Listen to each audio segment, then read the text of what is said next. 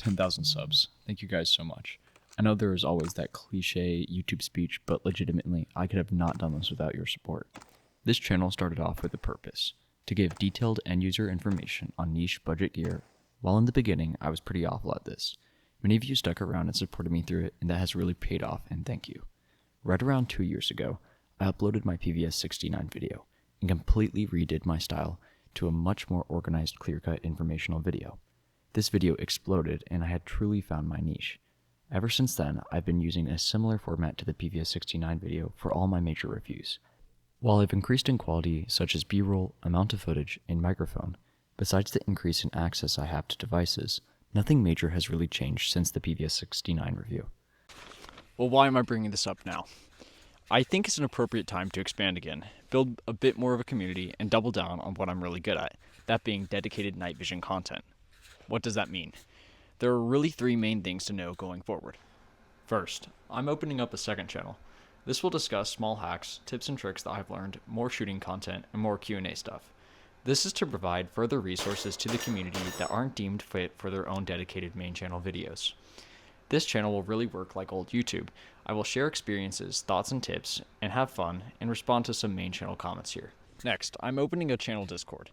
This has really been needed for a long time. Here I want to create a community of like-minded people developing, talking about, and building neat tactical technologies. This place will also be a place to buy and sell night vision optics and components eventually when it grows large enough. I really just want people to have a place where they can easily have their questions answered and have access to unique resources. Last, I'm reopening up my Patreon. YouTube pays me nearly nothing as most of my videos are limited ads. While I am semi-okay with this because videos are self-sustaining, if I want to expand this and provide more in-depth resources on budget night vision, I do need money in some sense to be able to make and buy these NVGs. Depending on the tier, Patreon members will be able to request performance comparison with devices that I have, vote or input on upcoming NVG reviews, and see comparison videos before they go live. Any content, information, or resources I release to the Patreon will be made public to the first or second channel in due time, as I believe putting a paywall on information is stupid and annoying.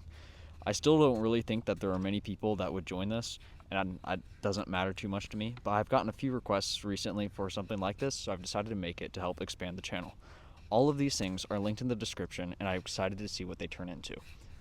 Now let's just get into the Q&A. All right, this one I have gotten so much recently that it's making me question things. This is from Triggerman Custom 1670, and pretty much like at least 5 to 10, if not 20 people, probably closer to 5 to 10. So do you sell any night vision, or would you sell a set? This is complicated. The long answer is no. The short answer is kind of. I mean, yeah. So pretty much my plan, at least, is once we get this Discord up and running, I'm not going to be doing night vision builds. Like I will not accept upfront payment likely or anything like that. But 100% if I buy a project, if I find like a tube that I want or a project I want to work on, that I just want to have, I will probably likely sell those extra tubes. Once I'm done with them, like soon I'll be buying a PVS 7 and I'll sell that. So, I personally want to find good deals on things. So, eventually on that Discord, if I get good deals in optics that I'm using for videos and I need to sell them, I will 100% sell them on that Discord. At a fair price, once again, something similar to what I got it for, just, that helps the channel. So once again, long answer is no, I'm not going to be producing night vision. I'm sorry. I know that's something a lot of people want me to do. I don't have the time for it. I don't have the funds to turn that into a business, nor do I think it's appropriate kind of for me to launch that as a whole thing, knowing kind of the situation around files and stuff like that. But I do think it's totally appropriate, and something I'm going to be doing is as I get more night vision devices to compare, as they get outdated or if I don't need them, I will definitely sell them and carry on a good deal to you guys in the Discord. This is a good one, if I can actually read it. Do you think digital NV is the future, or is the advantage over analog feeling like it's part of your vision instead of looking like a screen? Just too big of an advantage over digital? Digital has the advantage of not being too sensitive and auto-gating when lights turn on, and seeing color is a big plus, I'm sure. I don't know. I cut it off when I screenshotted it. I don't know. I wish I could tell you for sure. There's some things that I like. this is my guess, and take this with a grain of salt because I'm no expert. From things that I've said, companies like Photonis and their 5G tubes actually do plan on putting integrated CMOS sensors into them. If I was to just summarize everything that I think is going to happen in the advancements just down to something very simple, I think what's going to happen eventually is all standard like ground troops and stuff will be given high performance digital devices just because they're so much cheaper to produce, you know. But I would be really surprised if we ever saw special forces units switch to true digital systems. Like I'm sure they'll have digital SWIR, you know, overlays, and that's kind of already a thing with like ECOSI and stuff like that. But that's my guess. I think that eventually the average, you know, infantryman is going to have a digital NVG that performs, you know, it has to outperform the current Omni stuff we get because they're already doing that, you know, that I don't think it'd be worth the thing. But I think that I'd be really surprised if the Special Forces guys ever switched out of digital. But I mean, watch my ADNV video, and like there's Hype has a good video on the ADNV P2. Like performance is getting up there. It's definitely getting up there, and within the next 5 years, I think we'll have. I wouldn't be surprised if performance is matched. Yeah, it's a great question. Hope I answered that well. This one is from Your Pilot 4 2-Day 82. Do you remember the first time you decided you wanted night vision? When was it, and for what reason? For me, it was dry firing in the dark and thinking this would be sick with night vision. I wonder how much it cost. For me, it was 100% watching YouTube. YouTube has had a pretty massive effect on like my hobbies. You know, for better or for worse. Obviously for better. I love it. But so two probably biggest ones is I think Oxide was kind of my first major introduction into like, oh, that's what modern night vision looks like, and that's how much fun it can be to shoot under night vision. And kind of like getting into the depths of it was Hoplifile, kind of watching them. And that's kind of what really got me into night vision, I would say, and really interested into it. For the longest time, I've kind of always been interested in infrared light and kind of that whole spectrum. Light's fascinated me, so that's kind of like the precursor to that. And once I kind of saw that technology be like, oh, it looks so much fun to shoot under, I wonder how this all works. Getting into that kind of led me to what I'm doing now. So I think the combination of my pre-interested in light and also like videos and seeing people, you know, shoot using night vision is really cool. But like highly recommend Oxide. He has some really cool videos on like Russian body armor, and like gear, stuff like that, and some really cool videos of him shooting under nods that it's just neat. It's really fun. Good question. Have you looked into the DL31? And same person, not same person, but another question talking about the DL31. I've seen them before, and like the digital PVS-31s clones are really fascinating to me because on paper they seem like they perform really poorly. But like I just saw one that said they could do the digital duals for like $700, which is bad but not awful. It's like it's decent. I've gotten enough comments where I think I'm gonna shoot one of them an email. I mean, I'm gonna tell Mr. Caleb Wiseman right now that if you have $1,300, buy analog. Don't go for the GP-NVG, the digital ones. But like the PVS-31 digitals for like $600 could be interesting. I just on paper they don't seem really good. Their specs don't seem amazing. But I'm curious, so I might either try to crowdfund one of those or reach out to them. I'll probably reach out to them first. Yeah, those seem interesting though. I'd love to check them out. So cool. All right, this one is from Barat of Chulok. Sorry if I mispronounced that. What is your pistol laser setup for night vision, and is it practical? My pistol laser setup right now is a Roivon, everyone mispronounces it, GL4 Pro on a 22 long rifle Glock 19. I'll just say this thing is like stupid fun.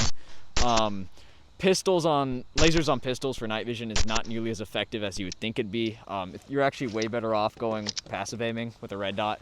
That is like substantially better. But needless to say, I would say that it's still a lot of fun despite, you know, the practicality. And if you have digital night vision, it's actually really, really usable because you can get some illumination out there. So this is the GL4 Pro. It's what I've been using recently for the last since sometime in June.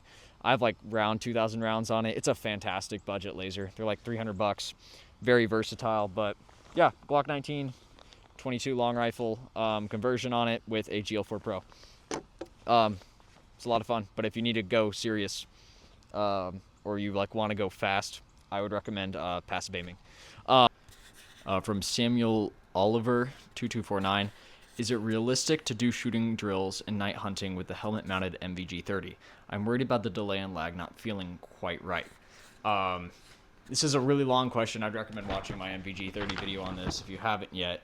To say hunting, possibly. You just need a lot of IR light.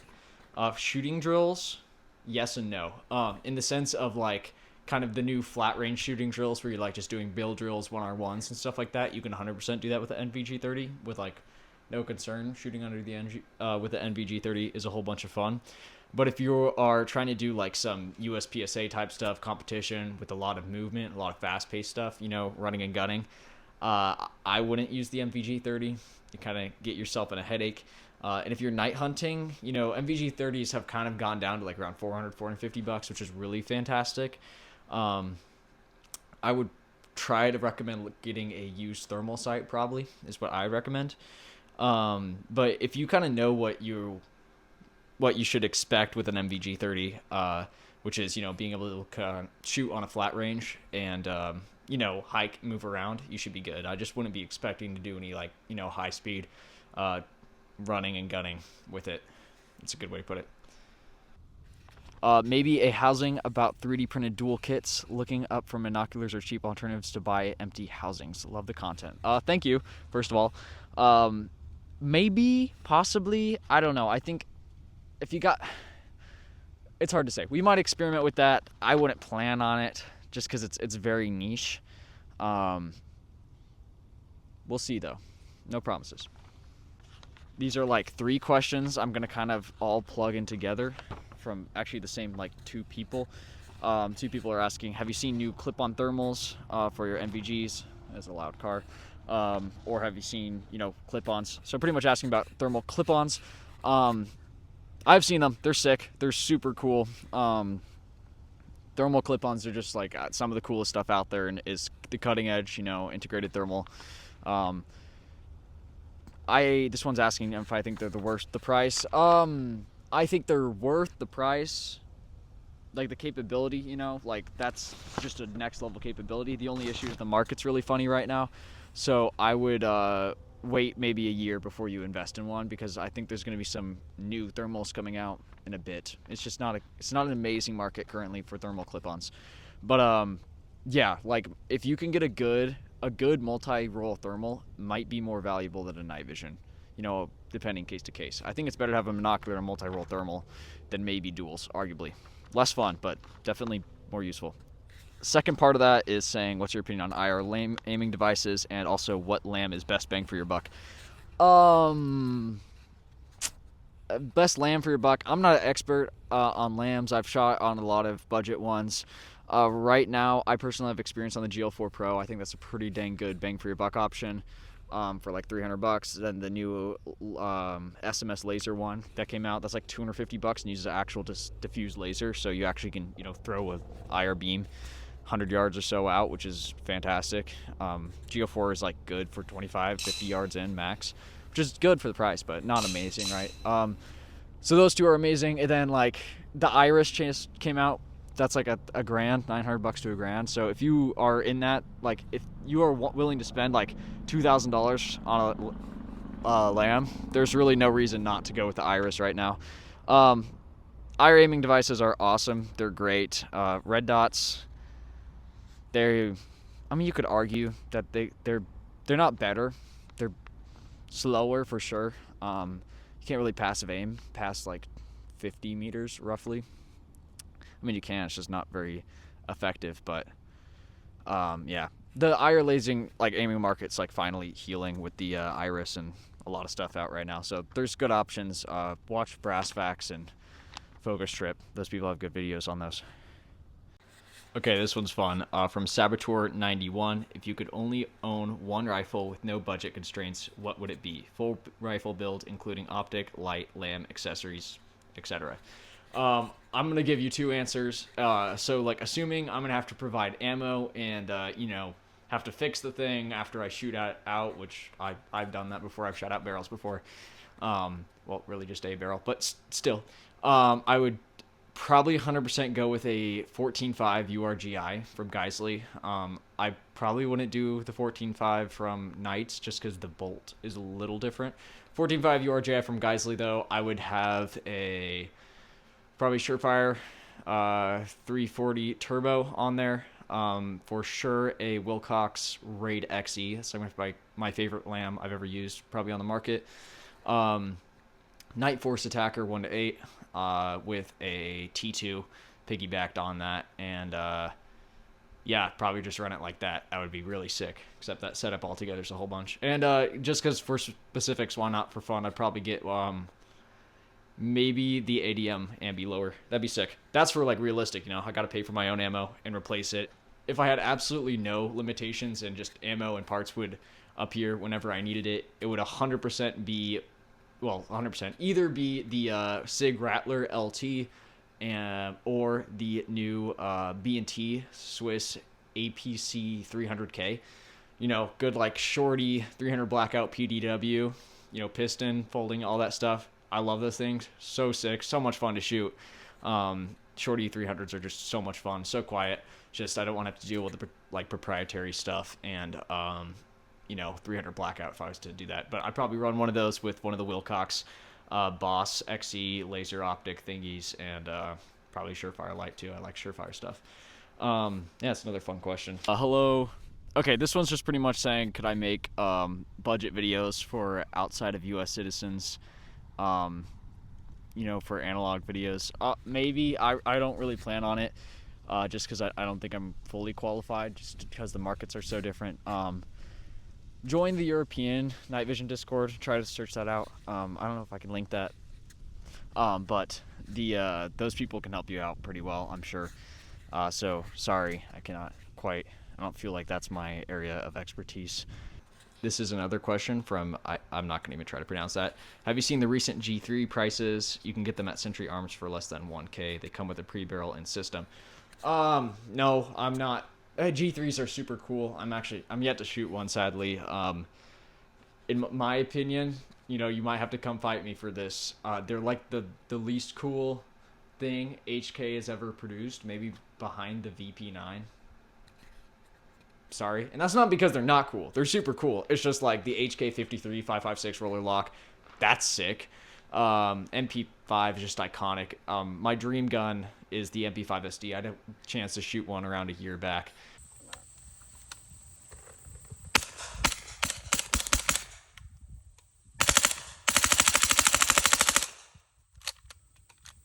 And oh my gosh, those things are just like fantastic. But I don't know. I'm not crazy interested in them. If I wanted a roller lock, I'd go with a 53 or definitely an MP5. And I think that there are... I don't know. I think the FAL is kind of a cooler battle rifle. So if I was to get a world, Cold War battle rifle, it'd probably be a FAL. But that's cool. You can get them under 1K. That's pretty awesome. I'm just going to wrap this up real quick. Legitimately, thank you guys so much for making this all possible. And thank you for all the questions this time. This was really fun. I'd love to do more of these. I think when I checked as of filming, we're at I started filming this before 10,000 subscribers. And right now we're at 10.7K, which is just insane. So that is awesome. I really, it means a lot to me. So thank you so much. Legitimately, content is going to be nearly all night vision focused right now. I don't have any contracts that I have open right now. Everything is up to me. So yeah, there's gonna be really, really cool stuff. PVS 14 stuff. This is my pano bridge setup right now, which is good, just heavy. That's gonna be coming out soon. PVS 14 stuff. Eventually I'll probably buy PVS 7 to talk about, analog for duty rated analog, between $1,000 to $1,500. So we'll do that. There's going to be so much stuff going on. If I didn't properly answer any of your questions, leave comments here and maybe I'll answer them on the second channel. But yeah, I love to see the community that we're building, and I can't wait to kind of like grow that as well. I'm gonna stop rambling, but like legitimately, thank you guys so much. Um, See you in the next one, I guess.